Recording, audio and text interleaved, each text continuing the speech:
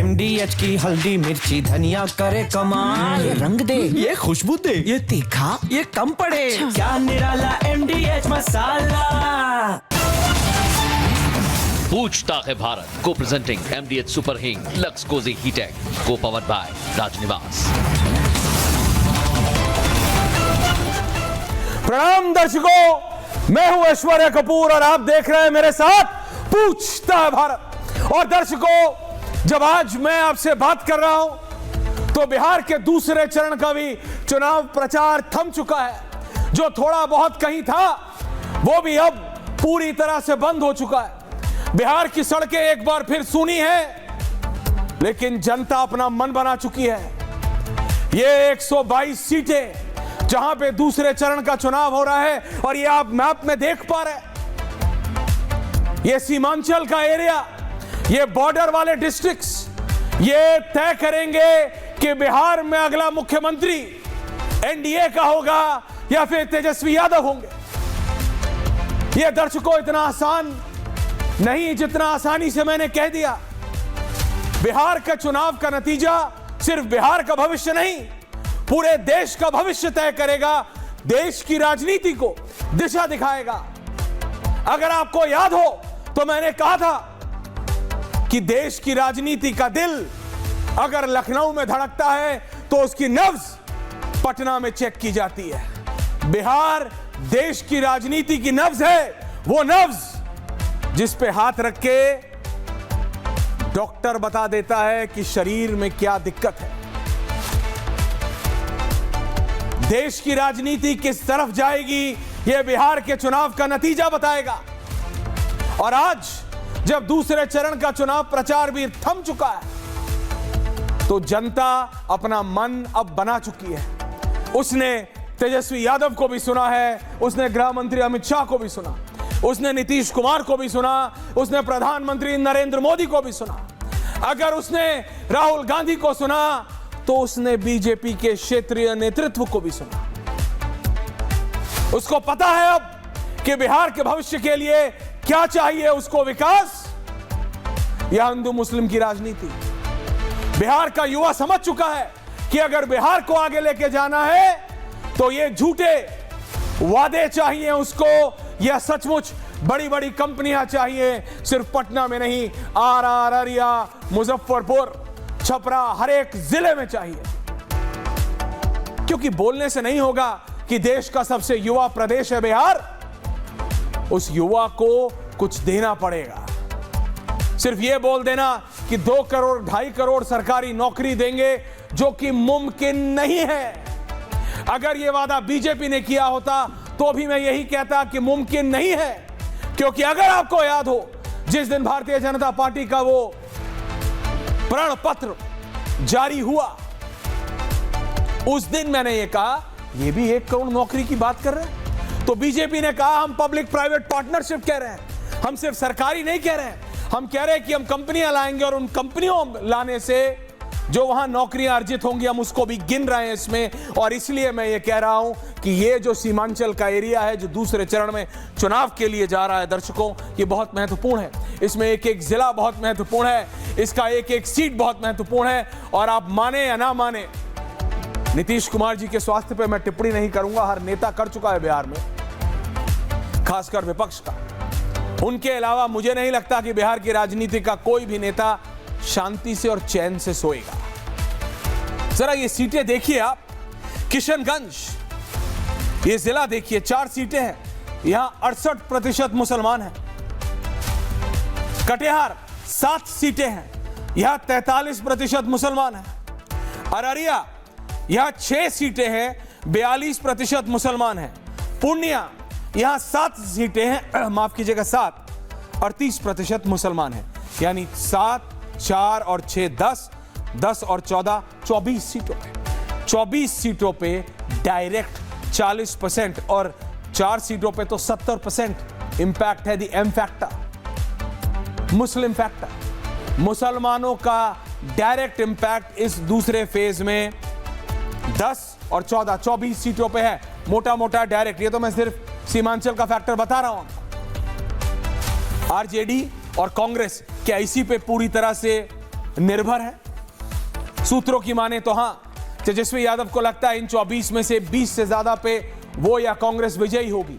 AIMIM नुकसान पहुंचाना चाहती है, इसीलिए आरजेडी और कांग्रेस एआईएमआईएम को बीजेपी की टीम बी बोलती है। लेकिन टीम बी, चाहे धनंजय गिरी हो या देश के गृह मंत्री अमित शाह, उन्होंने सबने नकारा है।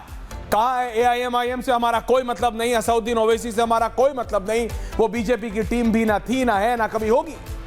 लेकिन कांग्रेस ये मानती है, तेजस्वी यादव ये मानते हैं, लालू प्रसाद यादव ये कई बार बोल चुके हैं। लेकिन अब मैं एक बार फिर बता रहा हूं, जब अब चुनाव प्रचार थम चुका है, अब कोई और नया वादा नहीं आएगा, अब कोई और नया प्रॉमिस नहीं आएगा, अब कोई और नया ये बोलने नहीं आएगा मुझे जिता दो। अब सिर्फ क्या होगा, कोई नेता आज अगली डिबेट में हमारे बोले या ना बोले, ये आप जानते हैं। अब जिन लोगों को हार का डर होता है वो लोग दो चीजों का इस्तेमाल करते हैं, और ये बोलने में मुझे कोई गुरेज नहीं है, एक शराब और एक पैसा। इलेक्शन कमीशन की जिम्मेदारी बहुत बढ़ गई है। कहा जाता है कि यह चुनाव बहुत टाइट हो सकता है। ऋषि ने एक टिप्पणी की थी एक डिबेट में 3-4 दिन पहले कि जेडीयू सिंगल लार्जेस्ट पार्टी हो सकती है, और उसकी आलोचना बीजेपी ने नहीं की थी, बीजेपी ने उसको मना नहीं किया। बहुत इंटरेस्टिंग हो रहा है समीकरण। इलेक्शन कमीशन का जिम्मेदारी बहुत ज्यादा बढ़ गई है, क्योंकि अब जब दूसरे चरण का चुनाव भी रुक चुका है, प्रचार उसका रुक चुका है, तो अब जो एंटी सोशल एलिमेंट्स होते हैं, डराने धमकाने वाले, दारू पैसा इस्तेमाल करने वाले, अब उनका बोलबाला होता है। और बिहार में यह कहा जाता है कि जहां कोई वादा काम नहीं करता वहां पौआ काम करता है। ये बोलने में शर्म आती है, लेकिन रियलिटी है। तो और अगर रियलिटी है तो उस पर बात होना जरूरी है। इसीलिए मेरा आपसे यह निवेदन है, और हाथ जोड़ के यह निवेदन है बिहार की जनता से, कि कम से कम अपने लिए नहीं तो अपनी अगली पीढ़ी के लिए सोच के वोट कीजिए। जो आपको बेहतर लगे, जो आपके लिए, बिहार के लिए बेहतर हो, उसके लिए करिए। लेकिन पौआ या पैसे पे वोट मत करिए, क्योंकि जिसको आप पौआ लेके या पैसे लेके अगर वोट करेंगे तो वो कभी बिहार के भविष्य के लिए काम नहीं करेगा। कोई भी पार्टी हो, कोई भी नेता हो, किसी भी दल का हो, ये रियलिटी है। स्पेशल रिपोर्ट देखिए, और उसके बाद मैं अपने डिबेट को जारी करता हूं, या शुरुआत द स्पेशल रिपोर्ट।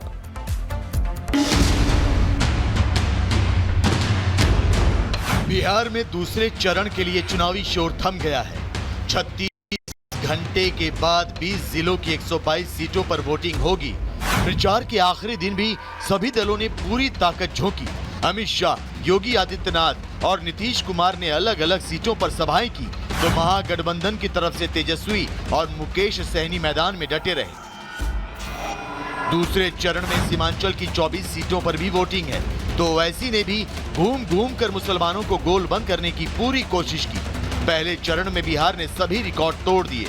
माना जा रहा है कि दूसरे चरण में भी जबरदस्त वोटिंग होगी, और इसी चरण में बिहार की सत्ता का फैसला हो जाएगा। पूरे चुनाव प्रचार के दौरान कई मुद्दों की गूंज सुनाई दी। एनडीए ने जंगल राज और विकास पर फोकस रखा, तो तेजस्वी ने नौकरी और नए बिहार का वादा किया। इन सब से इतर राहुल गांधी वोट चोरी का मुद्दा लेकर लोगों के बीच पहुंचे।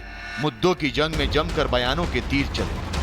जरा सी भी गलती हुई तो जंगल राज फिर से आ जाएगा। समय पशुओं का चारा डकार गए थे, इस बार आएंगे तो आपका राशन ही डकार जाएंगे।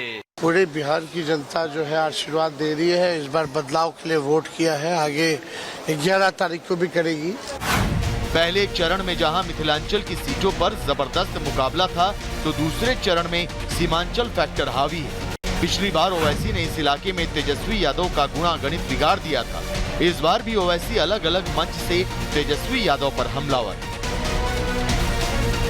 उनके नेता ने बड़ी जिम्मेदारी से कहा कि मल्ला का बेटा उप मुख्यमंत्री होगा, तो 17% अल्पसंख्यक समाज मुसलमान है, उनको क्या लॉलीपॉप देंगे आप? दूसरे चरण में मुसलमान वोट बैंक के साथ साथ महिला वोट बैंक पर भी सबकी नजर है। ऐसे में सवाल है कि दूसरे चरण की 122 सीटों पर जनता किसके साथ है? 20 जिलों की जनता को किसके वादों पर भरोसा है? और सबसे बड़ा सवाल ये कि एनडीए और महागठबंधन के अलावा बाकी पार्टियों का असर कितना होगा, पूछता है भारत। तो दर्शकों, मेरे साथ धनंजय गिरी जी हैं, बीजेपी के, आरजेडी के लारिफ साहब हैं, जन स्वराज की सोनाली जी हैं, रोहित है, अवधेश जी हैं, ऋषि मिश्रा है, रत्नाकर त्रिपाठी हैं, सब हैं। लेकिन मैं बीजेपी और आरजेडी से शुरू कर रहा हूं। धनंजय गिरी जी, कहां से कॉन्फिडेंस आ रहा है आपको? जन स्वराज कह रहा है ये बदलाव का वोट है। ये सेकंड फेज में, ग्राफिक जरा चला दो शर्मा, 122 सीटें हैं, 24 सीटें हैं जहां पे मुस्लिम वोट बैंक 40, 50, 60% तक जाता है। कैसे आप जीत रहे हैं? कैसे आप 125 से ज्यादा सीटें ला रहे हैं? 122 सीट चाहिए। लेकिन ये दूसरे चरण का जो मतदान होने वाला है, उसमें ये इतना कॉन्फिडेंस बीजेपी एनडीए को कहां से आ रहा है? क्योंकि आरजेडी कह रही है जो उन्होंने 2-2.25 करोड़ सरकारी नौकरियों का दावा किया है, उसके दम पे वोट उनको मिलेगा, बीजेपी को नहीं। Dhananjay Giri ji, opening comments Dhananjay Giri ji.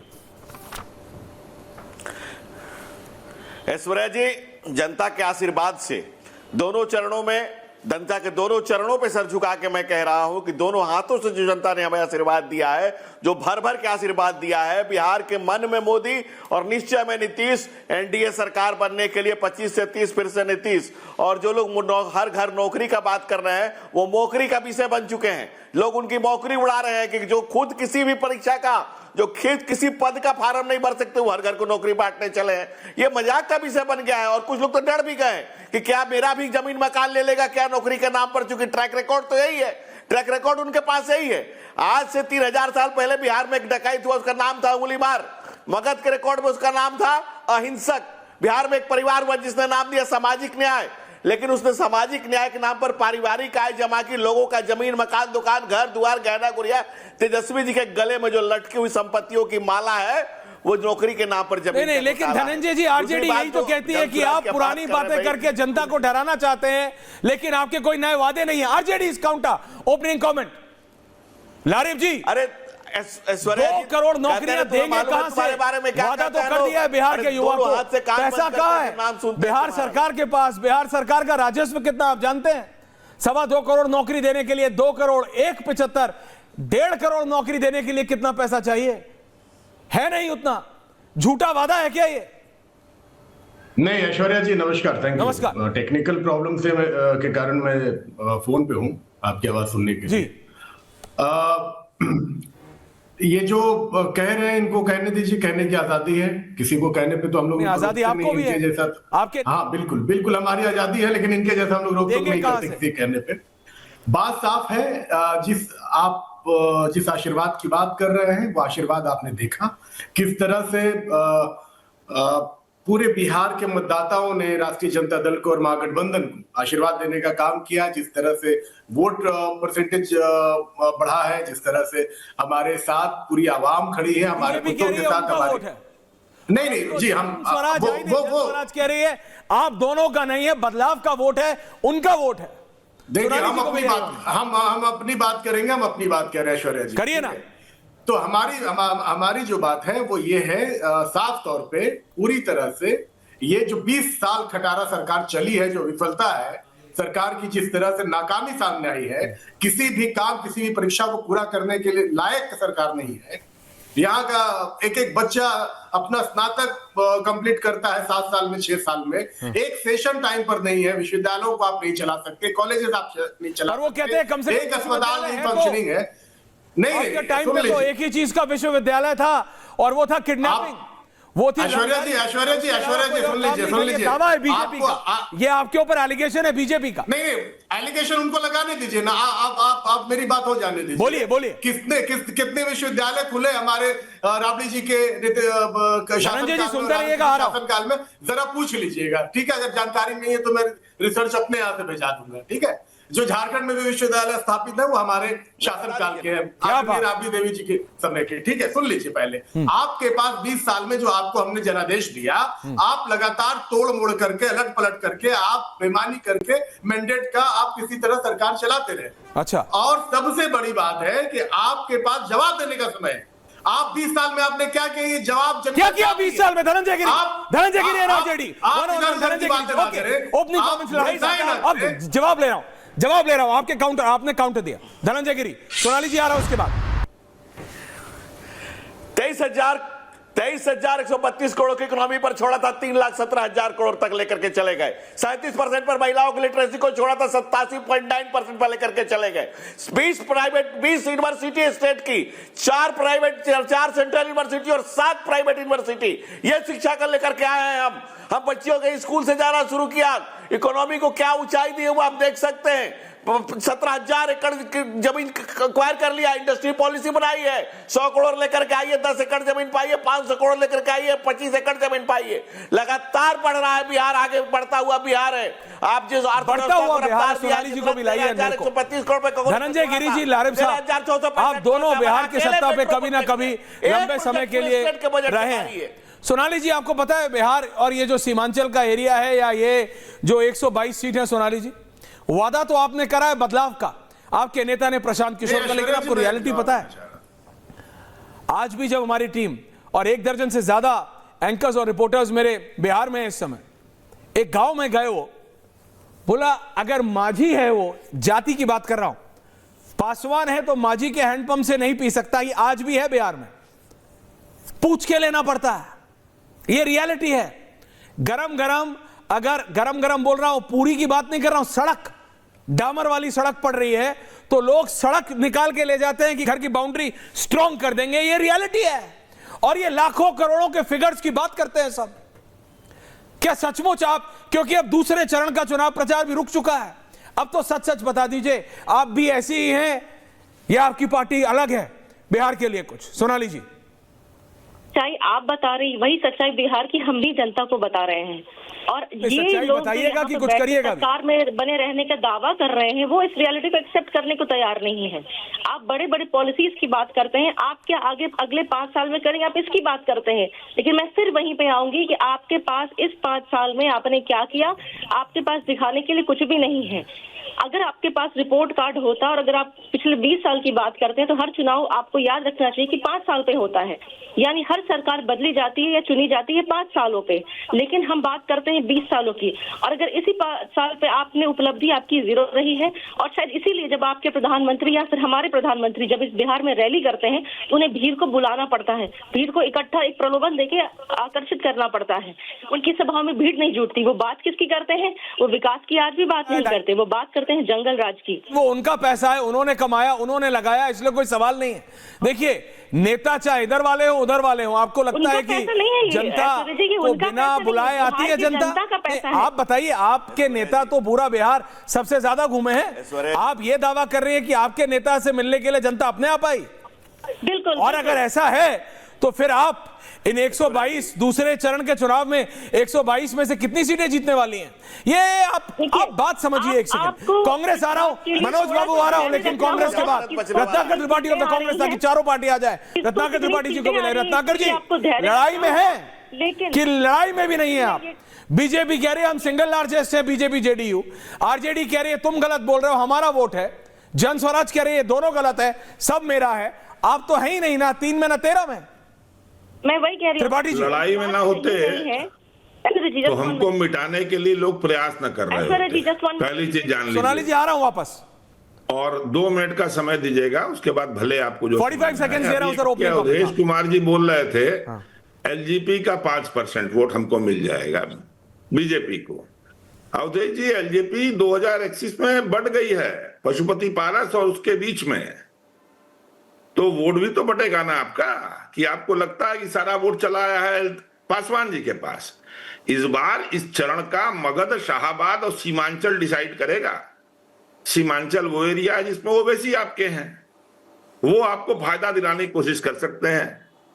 लेकिन जिस तरह से वोटिंग परसेंटेज बढ़ रहा है और लोग व्यथित हैं, ये तय, जिस दिन अररिया में मोदी सभा कर रहे थे, एक दिन पहले पुल गिर गया 6 करोड़ का, उसके पहले फार्मिंग, इसमें पहले पुल गिरा था 6 करोड़ का, दूसरी जो पसंता पुल 1100 एकड़ भूमि अवाप्त करके, बीच में मत बोलिए, कोल इंडिया का प्रोजेक्ट था।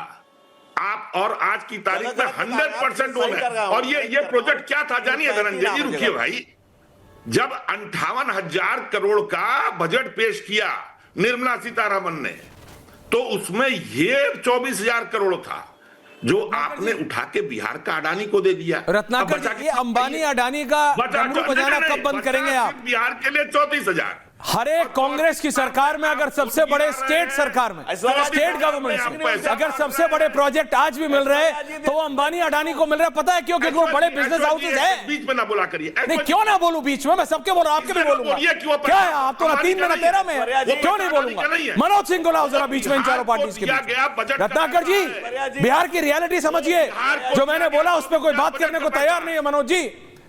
अगर कोई मांझी का बेटा है या बेटी है, वो पासवान के हैंडपंप से पी नहीं पा रहा है पानी। पासवान है, वो मांझी के हैंडपंप से पानी नहीं निकाल पा रहा है। ऑन कैमरा हो रहा है ये सब। और यहां पे बात हो रही है हजारों करोड़ का, हम ये कर देंगे, हम वो कर देंगे। लारिफ साहब, आ रहा हूं। मनोज जी, दूसरे चरण का चुनाव प्रचार अब थम चुका है। क्या लग रहा है आपको? चारों पार्टियों को सुना आपने? भारतीय राजनीति की जातियां जो है वो आत्मा में बसती है और विदाउट आत्मा का आप पोल नहीं कर सकते हैं। जो भी जिस तरीके से प्रशांत किशोर जी ने भी चुनाव के पहले एक बोला कि हम जातियों के हटकर इस बार चुनाव लड़ना चाहते हैं, वो जब टिकट दिए तो उनका ध्यान रखा उन्होंने कि किस जाति को कितनी सीटें देनी है और उसका क्या प्रतिनिधित्व होगा और कहां पर किस जातियों का वर्चस्व है, उसका भी उन्होंने ध्यान रखा। तो जातियों को हटाकर भारत में राजनीति करना बड़ा टफ काम है। आज नीतीश कुमार को भारतीय जनता पार्टी अपने साथ लेकर इसलिए चल रही है, उनको कुर्मी कोरी जो ओबीसी का सेकंड सबसे बड़ा जाति है उसको लेकर चलती है। तो जब ऐसी स्थिति बनी हुई है और जब जनता वोटर जाति देखकर वोट करेंगे तो हम राजनीतिक पार्टियों को दोष नहीं दे सकते। हम हमेशा यही कर सकते हैं कि जब आप उस हिसाब से पोल करते हैं तो उसी हिसाब से आपको रिवर्स भी मिलेगा। मनोज जी, ये दूसरा चरण 122 सीटें, जरा मैप देखिए। ये पूरा ये इस बार इलेक्शन कमीशन ने भी ऐसा करा है। सेंट्रल बिहार फर्स्ट फेज में और तीनों तरफ की बाउंड्री एक दूसरे फेज में। ये 122 सीटें हैं। इन 122 सीटों में आपको किसका बोलबाला लगता है ज्यादा? मैं सीट वाइज नहीं पूछ रहा हूं, नंबर नहीं पूछ रहा हूं। देखिए, क्योंकि मेरे पास जो सीट है उसमें से किशनगंज की 4, कटिहार की 7, अररिया की 6, पूर्णिया की 7 सीटों पे 38, 42, 43 और 68% मुस्लिम फैक्टर। जो सीमांचल का फैक्टर है, ये कितना स्ट्रांग है? ये कितना आरजेडी के फेवर में? 24 सीटों में से कितनी है आरजेडी के पास? देखिए, सीमांचल का स्थिति ऐसा है ऐश्वर्या जी कि भारतीय जनता पार्टी अपने कार्यकर्ताओं से सबसे ज्यादा उम्मीद लगा के जिसके ऊपर बैठी है वो एआईएमआईए के ओवैसी हैं। ओवैसी जितना स्ट्रॉन्ग तरीके से वहां चुनाव लड़ेंगे, भारतीय जनता पार्टी उतने ही अच्छा परफॉर्मेंस वहां दिखाएगी। उसी तरीके से जब आते हैं आप शाहबाद वाला एरिया में, जैसे कैमूर है, रोहतास है, औरंगाबाद है, गया जिला है, ये सब एरिया जहां पे है, पिछले कुछ वर्षों से देखने में आ रहा है कि जहां पे आरजेडी की कमजोर स्थिति हुई है। और पवन सिंह को लाने के बाद, जैसे पिछली बार हुआ था कि बाबू राजपूत फैक्टर काम किया था पार्लियामेंट इलेक्शन में, इस बार Manoj ji, Pawan Singh is a big star, मैं मानता हूं, कंट्रोवर्शियल आदमी है, पर्सनल लाइफ उनकी इतनी कंट्रोवर्शियल है। अब बिहार के व्यक्ति रील में पवन सिंह को देख सकता है, लेकिन अपने भविष्य को पवन सिंह को डिसाइड करने देगा क्या? नहीं। अब ये ऐश्वर्या जी बड़ा दुख बात है। जैसे क्या है कि आप रत्नाकर जी बैठे हुए हैं, रत्नाकर जी मेरे को लगता है कि मुझे वो आलोचना करके राहुल गांधी को जिता सकते हैं, तो पवन सिंह को देखकर क्यों नहीं लोग बिहार की जनता को आए? आप भी घुमा फिरा के रत्नाकर त्रिपाठी को पकड़ ही लेते हैं। नहीं, रत्नाकर त्रिपाठी वर्सेस मनोज सिंह। नहीं, अवधेश जी आ रहा हूं, तो बता रहा हूं कि जो समय वो लगाते हैं मेरे ऊपर, वो समय राहुल गांधी के उन विचारों को लेकर। अवधेश जी को लाइए, ऋषि मिश्रा, रोहित, ये 5 लोगों ने। तो मेरा ये कहना है कि ये बनारस के रहने वाले हैं और बगल का जिला कैमूर है, वहां पर जाकर पता लगे कि स्थितियां किस तरीके से बदली हैं। कांग्रेस ग्राउंड पे लड़ती नहीं ना, क्योंकि राहुल गांधी इस बिजी। भैया लारिब क्यों इतने जोश में है? क्योंकि कम से कम तेजस्वी यादव ग्राउंड पे तो है। रत्नाकर त्रिपाठी, मैं बोलूं, क्विक काउंटर, बोलिए। सीमांचल में कांग्रेस। मनोज जी, आपको ऐसा क्यों लगता है? जब आप राजनीतिक भाषा बोलेंगे तो मैं आप पे बोलूंगा। आप मुझे बताइए, अभी आपने ऐश्वर्या जी से कहा कि सीमांचल में ओवैसी कितना अच्छा लड़ेंगे, उस पर बीजेपी का भविष्य है। इसका मतलब आपने सीमांचल में ओवैसी कैसा, प्लीज एक मिनट रुकिए, आपने अभी तक कैलकुलेट नहीं किया। ऑन एयर बोल रहा हूं, स्टैटिस्टिक्स का छात्र हूं, आप मुझसे अधिक पढ़े होंगे, लेकिन आपने अभी सीमांचल में ओवैसी कैसे लड़ेंगे ये कैलकुलेट नहीं किया है। फिर आप आ जाएंगे लेकर के डाटा मैट्राइज का, तो अगर तब मैं आप पे बोलूंगा डाटा पे, तो पर्सनल क्यों बोलते हैं फिर आप? जब आप डाटा कैलकुलेशन न करके पॉलिटिकल एनालिसिस करने लगेंगे तो मैं इस बात को बोलूंगा और इस बात को ऋषि मिश्रा अंडर ओके रत्नाकर जी, अवधेश जी आपने सारी पॉलिटिकल पार्टीज को सुना। इस चुनाव में जारिफ जी आ रहा हूं। अवधेश दादा, इस चुनाव में सब कुछ पहले से ही तय है और सब कुछ पहले से तय है Manoj dada. I don't believe this, I don't accept this Manoj dada. Awadhesh ji Manoj जी, हम लोग रत्नाकर जी के उसमें ना फंसे, कुछ भी बोलेंगे तो हम लोगों पर टिप्पणी करेंगे ही वो, क्योंकि उनके पास कांग्रेस के पक्ष में कहने के लिए कुछ होता नहीं है, तो हम इन लोगों पर टिप्पणी करते हैं। सीमांचल में कांग्रेस सबसे ज्यादा 12 सीटों पर 24 में से लड़ रही है। अब देखिए 12 सीटों पर, सुनिए ना सर, सबसे ज्यादा सीमांचल में कांग्रेस लड़ रही है, आरजेडी 9 सीट पर लड़ रही है और 2 सीट पर वीआईपी लड़ रही है, 1 सीट पर सीपीआईएम लड़ रही है।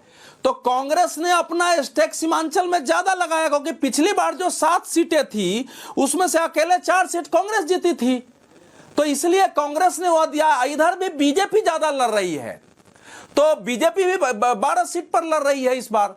तो दोनों तरफ से कांग्रेस वहां नंबर 1 लड़ाई पर है, बीजेपी नंबर 1 उम्मीदवारों के। पिछली बार का अगर देखते हैं तो उसमें तो 5 सीटें उसका निकाल दिए, 12 सीटें एनडीए को मिली थी। तो पिछली बार के चुनाव परिणाम में ओवैसी की भूमिका थी, इसलिए मनोज जी का यह कहना सही है। ओवैसी का वोट काटना वहां बीजेपी और एनडीए के पक्ष में गया था, इस बार होगा नहीं होगा वो कहना अलग बात। ओके। दूसरा यह कि पूरा जो चरण है 122 सीटों का, नहीं जरा पूरा तो कर लो। बोलिए 122 सीटों का जो चरण है, इसमें मगध, ये जो मगध में आरजेडी ने पिछली बार भी बेहतर प्रदर्शन किया था, और अब मगध में बीजेपी और एनडीए का प्रदर्शन पिछली बार भी कमजोर रहा था, लेकिन बाकी में उनका प्रदर्शन अच्छा रहा था। 66 सीटें थी 122 में एनडीए के पास और 49 सीटें थी महागठबंधन के पास। और जहां तक तो उसमें जो एनडीए की सीटें कम हुई उसमें लोजपा की भूमिका थी, इसलिए मैं ये कह रहा हूं उसमें लोजपा की भूमिका थी। मैं आपका पॉइंट समझा। ऋषि मिश्रा देखिए सबसे पॉजिटिव चीज ये है नीतीश कुमार के लिए कि 2020 से अब तक जब नीतीश कुमार की सत्ता में हुई है, वोट परसेंटेज बढ़े हैं। 2005 से लेके 2020 तक के आप ट्रेंड को देख लीजिए, जब वोट परसेंटेज बढ़े हैं नीतीश कुमार की वापसी हुई है।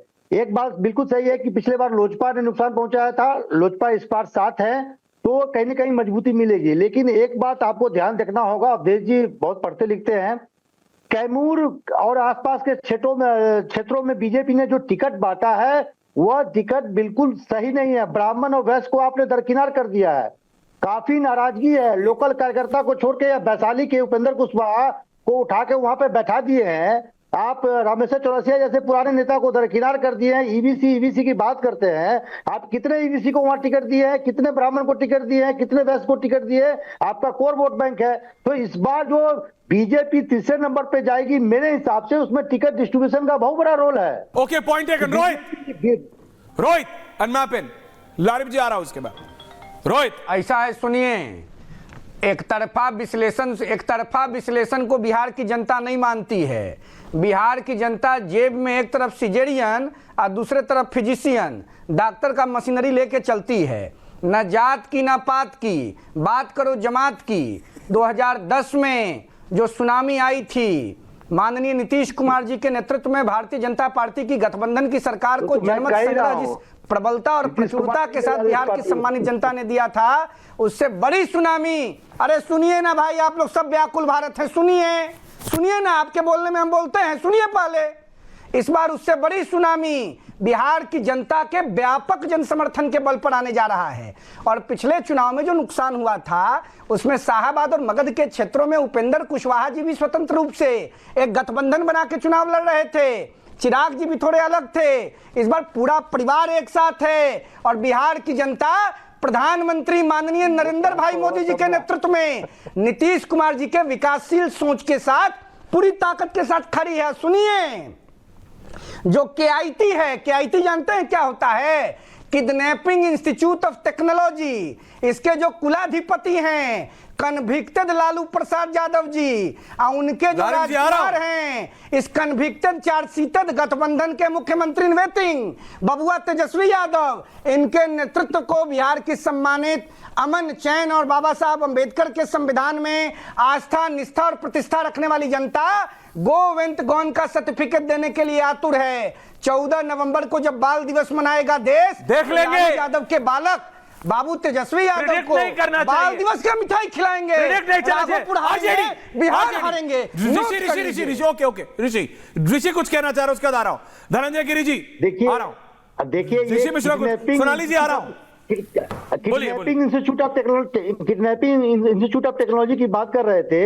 तो उसके बड़े बड़े प्रोफेसर जो हैं एनडीए में नहीं है। है क्या? नाम बताओ, नाम ऋषि, नाम। अरे सुनिए ना, प्रोफेसर नहीं है, सुनिए 20 second hold on Rohit, 20 second नाम बताओ ऋषि। ऐश्वर्य जी 20 सेकंड का नाम बताओ। अरे हमको बोलने दीजिए तब तो। मैं नाम सुनिए ना ऐश्वर्य जी, 20 सेकंड। अरे दूंगा, होल्ड करो रोहित।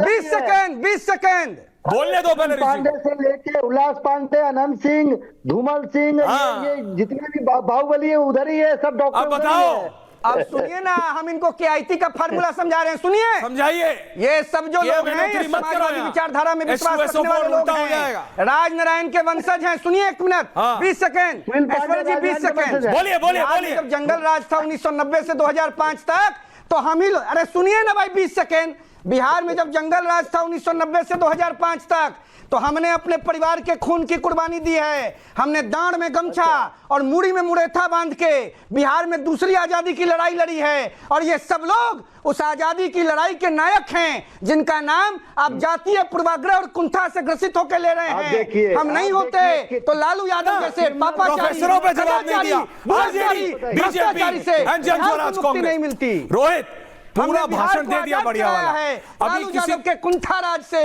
भाषण दे दिया, प्रोफेसरों के नाम पे तो टिप्पणी देते, केआईटी देके वायरल तो हो जाओगे सोशल मीडिया पे कि किडनैपिंग इंस्टीट्यूट ऑफ टेक्नोलॉजी, लेकिन उसके प्रोफेसरों का नाम जो ऋषि मिश्रा ने लिया उस पर कुछ नहीं बोले। रोहित तुम कुछ नहीं बोले। RJD all for political parties. ऐश्वर्य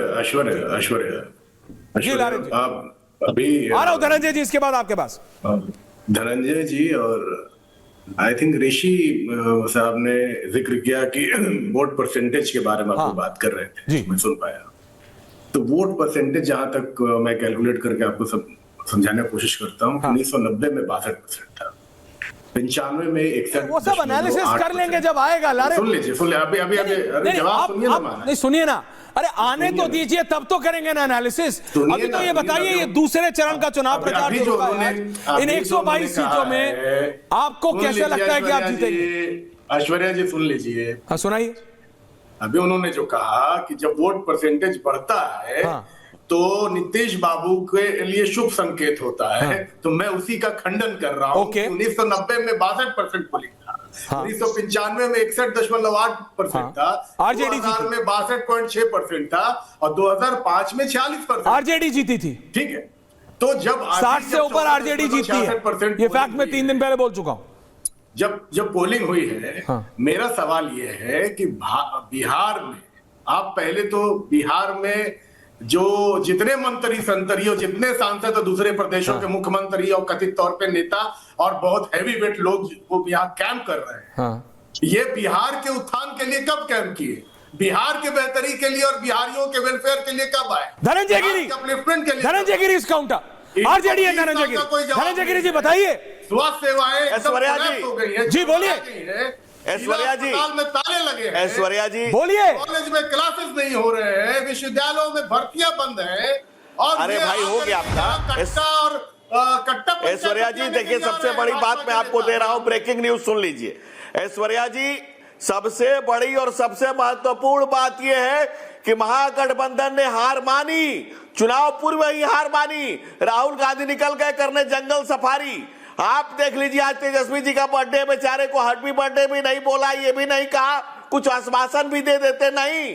राहुल गांधी निकल गए जंगल सफारी करने, उन्होंने समझ लिया, उनको सूचना मिल गई कि कानी बल्ली घरे शिकार, कांग्रेस हो गई खराब, समाप्त बिहार में। एक ललटेन की लौ भी बस बुझने की तैयारी भग भग कर रहा है। अंतिम समय है, इसलिए बिहार की लारिफ जी अंतिम समय। Dhananjay ji hold on, 1 versus 1। Okay 225। Sonali ji आ रहा हूं, I will give you time ma'am, equal time. एकदम ओके धनंजय जी, आपने बोला लब लब कर रहा है, आखिरी टाइम है।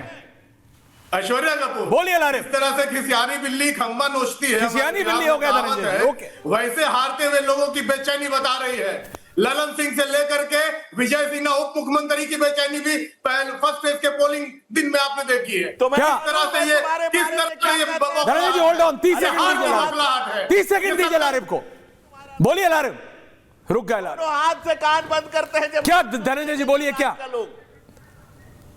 क्या बोल रहे हैं? जानते हैं ऐश्वर्या जी, क्या कि तुम्हें मालूम है तुम्हारे बारे में क्या कहते हैं लोग? अरे दोनों हाथ से कान बंद करते हैं जब नाम सुनते हैं तुम्हारा। लोग घबरा जाते हैं, दर्द हो ही नहीं सकता है। घबरा जाते हैं क्यों? क्या किया लारिफ ने ऐसा? है सरकार नहीं क्यों लूट घटा? नहीं आपने कहा घबरा जाते हैं। लारिफ जी क्या है आप? वो लूट धनंजय जी बोल रहे हैं कि आपसे लोग घबराते हैं। क्या आप भी बाहुबली हैं?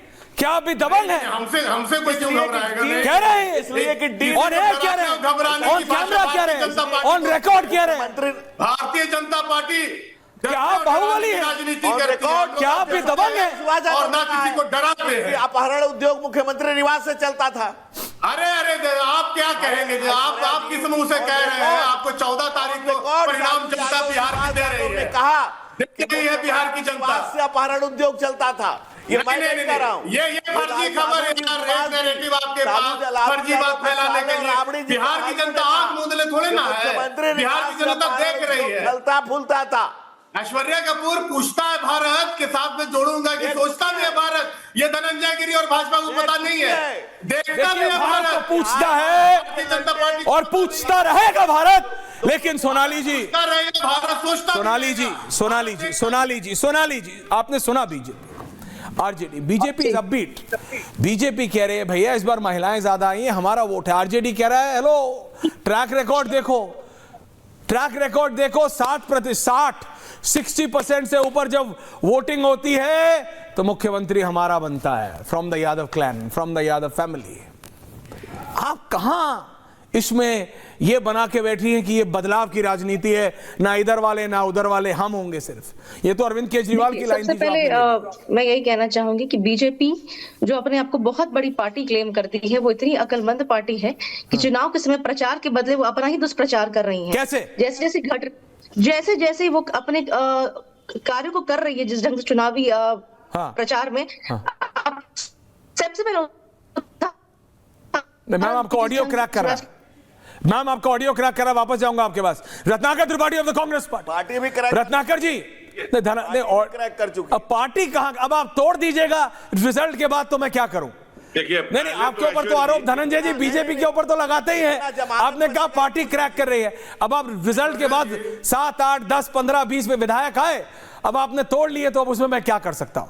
वो उसी चक्कर में तो वीआईपी वाले आपके पास आए नहीं, दूसरी तरफ चले गए। ऐश्वर्या जी कहां है? जमानत नहीं बचनी है। जमानत नहीं बचेगी क्या? ओके ठीक है। रत्नाकर त्रिपाठी कितना इंसेंटिव लेंगे ऐश्वर्या जी बीजेपी से कि जब विपक्ष बोलने लगता है तो बीच में उसको टोकने लगते हैं? धनंजय गिरी से मजाक करते हैं, राहुल गांधी हमसे भी कभी मजाक करते हैं। राहुल गांधी एक प्रदेश के इलेक्शन में, लारिफ जी माइंड इटा, जितना सफारी खाली मोदी जी करेंगे। अरे सुनिए तो लारिफ जी, आपको बुरा लगता है। जितना कैंपेनिंग तेजस्वी यादव ने किया है, अगर उसका 10% भी, सब कुछ मोदी जी, तो अगर उसका 10% भी राहुल गांधी कर लेंगे जितना तेजस्वी यादव ने किया। बीजेपी छोड़िए, मैं कांग्रेस को टोकना बंद कर दूंगा। आपको पता है क्यों टोकते? कई बार क्रिटिक्स अच्छे होते हैं, बोलूं मैं, जैसे एक ऐड था दाग अच्छे होते, मैं कह रहा हूं क्रिटिक्स अच्छे होते हैं। क्या पता कांग्रेस पार्टी का जो अंदर को दिमाग में है कुछ खुल जाए किसी दिन और बोले कि नहीं सच में भैया हम गलत राह पे हैं, कोलंबिया में कॉफी फेंटेंगे और बोलेंगे कि बिहार में हम इलेक्शन जीत जाएंगे। एक सेकंड मखाना के खेत में आप मोजा पहन के उतरिएगा और बोलेगा कि बिहार का किसान आपको वोट दे देगा, और फिर ऐश्वर्या कपूर हमको टोकते क्यों हो? बोलिए रत्नाकर त्रिपाठी जी, सीट का आपकी आ नहीं रही है, एक टाइम आपको चाहिए 10 मिनट। आप ही मैं बोलूंगा, अब बोलिए, आपको वायरल करनी है। आपके उस ऐड की स्थिति है कि भला कांग्रेस का प्रवक्ता या कांग्रेस आपको वायरल करनी है, आप बीजेपी वाले से तेज कैसे? मनोज जी आ रहा, अवधेश जी को मिलाइए। इनके प्रिय मित्र अवधेश जी को जरूर लाइए, क्योंकि जब एलजेपी पिछली बार 134 सीट पे चुनाव लड़ी और 11% वोटर टोटल पाई, और अभी सिर्फ 30 सीट पे लड़ रही है, और ऐश्वर्य जी टोटल वोट ट्रांसफर कर रहे हैं, 1/4 से भी कम सीट पे लड़ने वाले का पूरा वोट ट्रांसफर कर रहे हैं। फिर मनोज सिंह कहेंगे कि हम और ये बोलते हैं। और धनंजय गिरि जी, आपसे ना चुनाव आयोग रत्नाकर त्रिपाठी कह रहे हैं वोट ट्रांसफर नहीं हो रहा है। मनोज सिंह कोई काउंटर, कोई काउंटर, मनोज सिंह, तो चुनाव आयोग मनोज सिंह कोई काउंटर, आप दिखेंगे नहीं दिखाएगा मनोज सिंह कोई काउंटर। रत्नाकर जी सुनिए, कांग्रेस को जो वोट परसेंटेज दिया गया था पिछली बार कितने सीटों पे दिया गया था? मैं फर्स्ट जा रहा हूं कि जब ओपिनियन पोल होता है और सीटों का बंटवारा नहीं होता है तो 423 पे लिया जाता है कांग्रेस। इसके क्या ओपिनियन है? जब सीट बंटवारा हो जाता है उस समय कुछ और आता है। रही बात वोट ट्रांसफर की, तो वोट ट्रांसफर जो होता है उसके जो मूल वोटर होते हैं वो ट्रांसफर होते हैं, और इसलिए होते हैं वो चाहे मनोज जी, रत्नाकर जी, यही तो दिक्कत है। ट्रांसफर इस रत्नाकर त्रिपाठी आपको काउंटर कर रहे हैं। बोलिए त्रिपाठी जी, बोलिए। मनोज जी सुनिए, मनोज जी बोलिए, त्रिपाठी जी बोलिए। % का वोट पड़ा था उसको, और वो मनोज जी सुनना सीखिए, बोलिए। स्टेट में खड़ा करे तो वो परसेंटेज को ट्रांसफर करेंगे, क्योंकि वो एलजेपी का वोटर है। सुनिए, बोलिए रत्नाकर जी, कोई काउंटर। अब मनोज जी बताइए कि अगर कांग्रेस पूरे देश में चुनाव लड़े, तो बिहार में सिर्फ पूरे देश का वोट ट्रांसफर हो जाएगा। बिहार में 2020 बीच में मत बोलिए, ये तो कोई तुक नहीं हुआ, ये तो बिल्कुल बेतुक की बात हुई। लोक जनशक्ति पार्टी पूरे बिहार की 134 सीट लड़ी थी, इस बार 30 सीट लड़ रही है। तो आप ये कहना चाहते हैं कि राकेश सिन्हा की जगह की तरह बाकी लोग वहां से भी आके इन 30 में वोट दे देंगे? 104 सीट वाले। और राकेश सिन्हा आ गए। Okay, Awadhesh ji wants to make a point. Rishi ji आ रहा, hold on. Awadhesh ji, Manoj ji please. Awadhesh ji, ऐसा है कि कैसा रत्नाकर त्रिपाठी बनारस से जाके वहां कांग्रेस को वोट नहीं दिलवा सकते हैं। महागठबंधन में वीआईपी कितने सीटों पर लड़ रही है, लेकिन कहा जा रहा है कि सारे सहनी का वोट महागठबंधन को मिल रहा है। सुनिए, और 15 सीटों पर, सुनिए, 15 सीटों पर चुनाव लड़ रही है, और महागठबंधन में कहा जा रहा है कि उसकी जाति की सारी मिल जाएगी, और आप कह रहे हैं कि 29 सीट पर जो चुनाव लड़ रहा है उसका वोट ट्रांसफर नहीं होगा, सारी सीटों पर लड़ेगा तब ट्रांसफर होगा। इसी कारण कांग्रेस की ये दशा हो गई है आपकी। चुप रहिए, सबको चुप कराते रहते हैं। CPIML यही बोलेंगे। अरे भाई सुनिए, अब दूसरे को बोलने नहीं दे रहे हैं। वामपंथी पार्टियां कितने सीटों पर लड़ रही है, लेकिन वामपंथी पार्टी अपनी वोट ट्रांसफर करा रही है। Rishi Mishra wants to make a point. Rohit आ रहा हूं। ऋषि और रोहित ऋषि मिश्रा। रत्नाकर जी से सवाल है, रोहित को मिला। सवाल है कि नरकटियागंज में शाश्वत केदार जो कांग्रेस के फाइट में है, बहुत बेहतरीन चुनाव लड़ रहे हैं, लेकिन कांग्रेस के किसी बड़े नेता ने उसके लिए प्रचार तक करने नहीं गया। अरे क्योंकि कांग्रेस को चिंता नहीं है भाई ऋषि, कांग्रेस को चिंता नहीं है, चुनाव लड़ रहा है। कांग्रेस को कहां चिंता है? राहुल गांधी को कोलंबिया में जाके कॉफी फेटिंग करना है, कहां उन्हें बिहार में आप उतार रहे हैं? मत करिए। बोलो रोहित, क्या बोल रहे हो? एक सेकंड बोलिए। अच्छा बोलिए। देखिए, होल्ड ऑन रोहित, कांग्रेस के मित्र का नाम ले रहे हैं। रोहित होल्ड। हाँ बोलिए ऋषि, बोलिए। अरे हम कह रहे हैं नरकटियागंज में कांग्रेस मजबूत स्थिति में है, एक बार भी प्रियंका और राहुल प्रचार करने तक नहीं गए हैं। 4 और सीट होगा। ऋषि मिश्रा जी, आप बिहार मेरे से बेहतर समझते हैं। 4 तो और सीट होगा जहां पे कांग्रेस मजबूत होगा, लेकिन नहीं जाएंगे Rahul Gandhi and Priyanka Gandhi. Why? Because they feel it will be belittling them to go and campaign in Bihar. That's the reality, and Ratnakar Tripathi understands it better than anyone else, but he will still, ये फिर भी बोलेंगे कि Colombia में coffee बना के आप बिहार जीतना चाहते हैं, नहीं होगा। प्रेस कॉन्फ्रेंस से नहीं जीतेंगे वो। आप एक किसी वोटर की तस्वीर दिखा के, उसको इंटरनेशनल एजेंसीज मीडिया में दिखा के, BBC में दिखा के आप सोच रहे हैं आप बिहार का इलेक्शन जीत जाएंगे। जमीन पे उतरना पड़ेगा, किसी और से नहीं। लारेव जी के नेता तेजस्वी यादव से सीख लीजिए, कम से कम अगला टक्कर तो दे रहा है। बीजेपी को अटैक तो करना पड़ रहा है, आपके ऊपर तो बीजेपी टाइम भी नहीं वेस्ट कर रही है Tripathi ji, and that is the reality. Rohit पूरे समय हमारे पे बोली है बीजेपी। ऐसा है, देखिए राहुल गांधी और प्रियंका वाड्रा जी को, राहुल गांधी और प्रियंका वाड्रा को खाली पॉलिटिकल फैमिली के बाल बच्चा की चिंता होती है। ये जो नरकटियागंज से कांग्रेस के नेता का नाम ले रहे थे, ये बिहार के भूतपूर्व मुख्यमंत्री स्वर्गीय केदार पांडे के पोता हैं, मनोज पांडे स्वर्गीय जी के पुत्र हैं। तो राहुल गांधी को कहां फुर्सत है बिहार के भूतपूर्व मुख्यमंत्री के पोता के प्रचार में जाने का। आपको एक बात हम बता देते हैं, नरकटियागंज हो कि फारबिसगंज हो, गोपालगंज हो कि सासाराम हो, बिहार में बहार है, एनडीए की सरकार है। प्रधानमंत्री माननीय नरेंद्र भाई मोदी जी के सबल सामर्थ्य को देखकर बिहार की जनता ने पूर्ण समर्थन एनडीए सरकार के लिए कर दिया है। और 2010 का रिजल्ट ब्रेक होने जा रहा है, रिकॉर्ड ब्रेक चल रही है। तो लारिफ जी बोल रहे हैं भाई हम ब्रेक कर रहे हैं की जनता, आप कह रहे हो बीजेपी ब्रेक कर रही है। तो सोनाली जी व्हाट आर यू ब्रेकिंग? जन स्वराज क्या कर रही है? तो जाएंगे, प्रशांत किशोर क्या कर रहे हैं? तेजस्वी यादव सोनाली जी कुछ नहीं है, एकदम गर्दा मच गया है बिहार की जनता, गर्दा मच गया है। अरे तो प्रशांत किशोर बोल रहे हैं कि गर्दा तो हम मचा रहे हैं एकदम। आज तेजस्वी हारेंगे राघोपुर से। रोहित ये अगर नहीं हुआ तो जवाब देना भारी पड़ेगा तुमको। हाँ सोनाली जी, मैम ओवर टू यू। मैं यही कह रही हूँ कि जितने भी प्रवक्ता यहाँ बैठे हुए हैं चुनावी एनालिस्ट बन गए हैं, कोई भी प्रवक्ता काम नहीं कर रहा, अपनी पार्टी की बात नहीं रख रहा। अभी भी हम बिहार के मुद्दों पे बात नहीं कर रहे, हम एनालिस्ट बन गए यहाँ पे बैठ के। और अभी भी मैं यही कहना चाहूंगी, जो मैं बीजेपी के बारे, आज तेजस्वी यादव का जन्मदिन है, आज तेजस्वी यादव जी का जन्मदिन है और उनका बर्थडे सेलिब्रेट वो कैसे कर रहे हैं? अपने नोटों को उड़ा के रोड पे। अगर आप सामाजिक न्याय की बात करते, बिहार के विकास की बात करते, लारिफ जी सुन रहे हैं ना, जन्मदिन के अवसर पर छोटा अच्छा काम भी कर सकते थे, लेकिन आपने क्या तय किया? नोटों को उड़ाना तय किया। तो यही पे आपकी मानसिकता दिखाई पड़ती है। दूसरी बात ये, जो मैं बीजेपी के बारे में कह रही थी कि इतनी अकलमंद पार्टी है कि अपना दुष्प्रचार खुद कर रही है। मैंने कहा कि जिस ढंग से जनसुराज के नेताओं को तोड़ने का काम बीजेपी ने किया है, ये पूरी बिहार देख रही, पूरी दुनिया देख रही है। इसके अलावा हर मोड़ पे आपके कार्यकर्ता जनसुराज के कार्यकर्ताओं पर अटैक करते हैं। अपना दुष्प्रचार आपने ऐसे किया। आपने उसके बाद विजय सिन्हा जिस ढंग की भाषा का प्रयोग पूरे जनता के सामने कर रहे हैं, वो भी जनता देख रही है। तो आप जो भी बड़ी बड़ी बातें कर लें, आपके एजेंडा में क्या है और आपके एरोगेंस में क्या है, ये सब यहाँ पे दिखाई दे रहा है। और नोट उड़ा रहे हैं डिबेट पे बैठ के, आप उनका जन्मदिन है, जन्मदिन सबको उनका मुबारक होता, पर नोट क्यों उड़ा? नहीं, जनस्वराज ऑफिशियली कह रही है, बीजेपी को भी लाइए, धनंजय जी को भी लाइए। धनंजय जी कहते हैं कि आपसे डरते हैं लोग, on record on camera.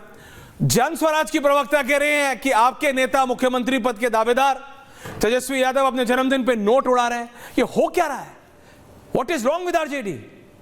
लारिफ ji, अगर उन्हें समाज की चिंता, छोटा सा कोई अच्छा कार्य भी कर सकते थे आज अपने जन्मदिन के अवसर पे। चुनाव प्रचार ये नोट कहाँ, हमारी सोनाली बहन, नोट कहाँ उड़ रहा था? अब आपको नहीं पता लगा कहाँ उड़ रहा है? नोट लेने गए, सवाल ये नहीं है। चलिए वो बात बहुत ही, उसके लिए शायद डिबेट के लिए इतना वो नहीं है। अच्छा, नहीं, सवाल ये है कि जो लॉ एंड ऑर्डर की समस्या बिहार में पैदा हुई, जो वायलेंस अगेंस्ट वुमेन बढ़ा है, जो वायलेंस अगेंस्ट शेड्यूल कास्ट बढ़ा है, दलितों के ऊपर टारगेटेड हिंसा बढ़े हैं, इसके बारे में भारतीय जनता पार्टी को और बिहार सरकार को जो जवाबदेही उनकी होनी चाहिए, जो उनका तय होना चाहिए कि आप के दौर में इतनी हिंसाएं हुई, जितने भी नेता भी पैराशूट कूद रहे हैं, आ रहे हैं बिहार में, लैंड कर रहे हैं, होटलों में ठहर रहे हैं, होटल के सीसीटीवी पे टेप चिपकाए जा रहे हैं, बैठकें चल रही हैं, ये सब सवाल ये है कि बिहार की स्थिति जो है उस पर कौन बोलेगा, उस पर कौन जवाब देगा, उस पर कौन जिम्मेदारी लेगा? जिम्मेदारी तो लेना पड़ेगा। 20 साल तक आपने कौन चाहते कि मैं दूं? आपने भ्रष्टाचार किया है। ये रहे आपके नेता कितने दिन काम किया, आपके नेता कितने दिन कितने महीने डिप्टी सीएम रहे? ये सवाल बीजेपी से भी है, जेडीयू से भी है, आरजेडी से भी है। ये सवाल सबसे है। एक ही नेता प्रशांत किशोर जो कह रहे हैं कि मैं कुछ चेंज करूंगा, लेकिन उनको भरोसा नहीं हो रहा है क्योंकि वो चुनाव लड़े नहीं है। लारिफ, आप सुन लीजिए। क्या सुन लूं मैं आपकी बात? सीमेंट घोटाला, बांध घोटाला, इंजन घोटाला, तमाम तरह का घोटाला। धनंजय गिरी एंडिंग कमेंट 30 सेकंड्स। बोलिए धनंजय जी, बोलिए, जवाब तो देना पड़ेगा धनंजय जी आपको भी। ऐश्वर्या जी, इनका कहना है कि इतने सारे नेता हैं, तो हमारे यहाँ तो कॉमन आदमी नेता बनता है। आपके यहाँ जो मौका लगेगा तो लालू जी मुख्यमंत्री बनेंगे, राबड़ी देवी बनेंगे, वो जाएंगे, तेजस्वी यादव बनेंगे, आप कॉमन हो, नेता बनाएंगे ही नहीं, आप भी बन जाओ, आप नेता बनाएंगे नहीं। हम दुनिया की सबसे बड़ी पार्टी है, आम आदमी हमारे यहाँ कॉमन सबसे बड़ा कॉमन कौन है इस देश में? सारे हमारे साथ खड़े के खिलाफ हमारे यहाँ दुनिया भर के नेता बने। आपके यहाँ तो जब मौका मिलेगा तो परिवार से बाहर नहीं। देखिए ये रियलिटी लालू की ललटेन और लालटेन से बाहर आप जा नहीं सकते। देखिए लालटेन और वो बात हो गया अवधेश जी, लेकिन जो एक बात जो आपने कही शुरू में कि बिहार के बारे में बात कौन कर रहा है, बिहार को क्या प्रशांत, आपने एक बात और कही थी कि प्रशांत किशोर का एक भी वोटर आपको जमीन पे नहीं मिला, तो क्या ये सब 250 करोड़ का खेल है? क्योंकि ये प्रशांत किशोर का अपना है, उनके द्वारा अर्जित किया गया पैसा, उस पर कोई डाउट नहीं, वो सब देख रहे हैं। पर मैं कह रहा हूं उनका कोई वोटर नहीं, क्या ग्राउंड पे वो कोई इंपैक्ट डाल पा रहे हैं क्या? रोहित बोलिए, आप एंडिंग में नहीं करने दे रहे हैं, बोलिए क्या बोलना है आपको, बोलिए क्या बोलना है रोहित। नहीं सुनिए ना, बिहार से लालटेनिया युग का सफाया हो रहा है। मुगलिया सल्तनत के बहादुर शाह जफर, और अगर जीत गए तेजस्वी यादव तो बिहार छोड़ना पड़ेगा तुम्हें। आखिरी राजकुमार तेजस्वी यादव होंगे, तेजस्वी यादव होंगे। लालटेनिया युग खत्म करेगी बिहार। लारेब जी मैं समझ रहा हूं, लेकिन मैं सिर्फ इतना कह रहा हूं, नहीं चाहिए आप बिहार की जनता उसके लिए वोट करे जो बिहार को बेहतर करे। अब जब चुनाव प्रचार समाप्त हो चुका है, ये जो एंटी सोशल एलिमेंट्स हैं, ये पौआ, नोट, डराना ढकाना, इस सब के चक्कर में नहीं, विकास के लिए, बिहार के विकास के लिए, अपनी अगली पीढ़ी के विकास के लिए, बिहार के युवाओं के विकास के लिए, अपने शहर, अपने गांव, अपने कस्बे के विकास के लिए, उसके लिए जो बेहतर हो उसके लिए वोट कीजिए, लेकिन वोट जरूर कीजिए। बहुत बहुत धन्यवाद आप सबका पूछता है भारत में। थैंक यू वेरी मच, नमस्कार।